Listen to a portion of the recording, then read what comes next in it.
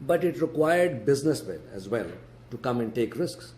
So people like Prince Muhammad Al Faisal Al Saud, the son of King Faisal, Saudi Arabia, urbane, sophisticated, Western educated, yet grounded in his roots.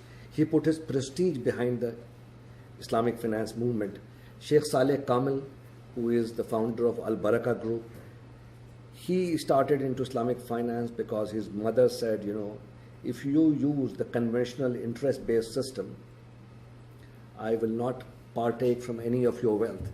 So her mother's wish was fulfilled, and Sheikh Saleh Kamil then went to all the Saudi banks, and one of the banks said, well, I will do the Mudaraba contract with it.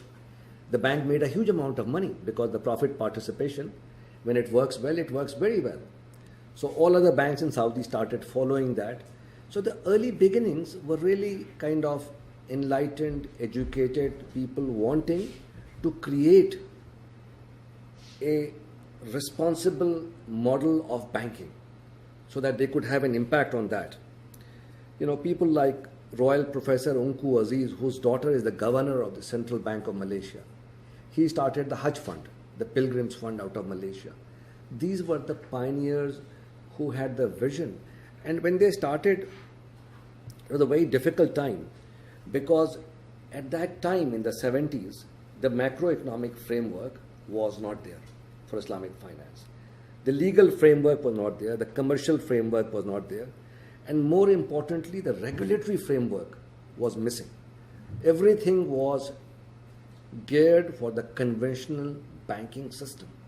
There was nothing which was prepared by Islamic finance. And the rule book for Islamic finance was not even ready.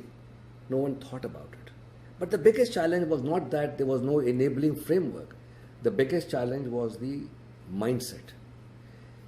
Most of these countries were coming out of centuries or prolonged period of colonialism, and they had a mindset issue which was a Western mindset. Render unto Caesar what is Caesar's, and render unto God what is God. So the question of bringing religion or ethics or morality derived from religion into banking and finance was an alien idea. How could you do that? And this was the period in which the colonial powers ruled this country on a policy of divide and rule. And Gandhi, India's founding father, said, for 110 years they ruled us through a policy of divide and rule. And when they were leaving, they had a policy of divide and quit. So it is in this context, at that time, Islamic finance was coming in, and the whole concept of religion and finance, even when Islamic finance started, in the 80s, a major publication ran an article called The Quran in one hand, the calculator in another. Will the profit rise or fall? Very skeptical article. Saying, what is this business about combining religion and money together? You can either serve God or you can serve Mammon. The two shall never meet. But the same publication today is having dedicated books on Islamic finance, is having conferences, is doing lots of work in Islamic finance because the industry has grown significantly. We also did not have an industrial infrastructure in the Islamic world. So 31st August 1957, is there anybody from Malaysia here? All right. So you were obviously not born on 31st August 1957, but I was. 31st August 1957, if your dad and mom went to a shop in Malaysia to buy a nail, or somebody got onto a bus and bought a ticket, that ticket was printed in Her Majesty's stationery shop in United Kingdom. The nail came from Sheffield.